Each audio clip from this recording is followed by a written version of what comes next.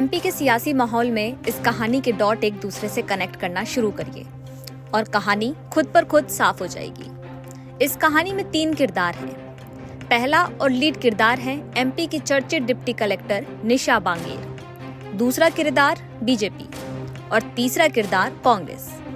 तो किरदार से परिचय के बाद अब इस सियासी कहानी पर भी बात कर लेते हैं। एमपी की चर्चित डिप्टी कलेक्टर निशा बांगेर ने जून के महीने में अपने पद से इस्तीफा दिया, लेकिन उनका इस्तीफा मंजूर नहीं हुआ। उसके बाद निशा के कांग्रेस के टिकट से आमला सीट पर चुनाव लड़ने की चर्चा ने जोर पकड़ा। फिर लंबे इंतजार के बाद जब शिवराज सरकार ने निशा का इस्तीफा मंजूर नहीं किया, तो कांग्रेस ने सीट से निशा को छोड़ मनोज मालवीय को उम्मीदवार बना दिया।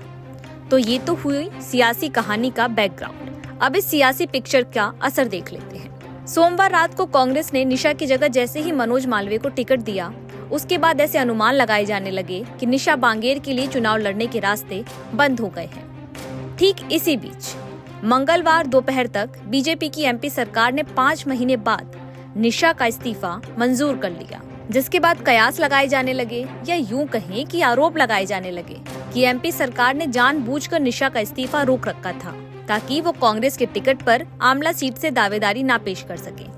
आपको बता दें कि निशा के इस्तीफे में हो रही देरी के चलते ही कांग्रेस ने आमला विधानसभा सीट से सोमवार को मनोज मालवीय को प्रत्याशी घोषित किया था। मनोज 2018 में इस सीट पर कांग्रेस के प्रत्याशी थे, लेकिन वो बीजेपी के प्रत्याशी से नजदीकी अंतर से चुनाव हार गए थे। मनोज मालवीय को बीजेपी के डॉक्टर योगेश पांडेकर ने हराया था।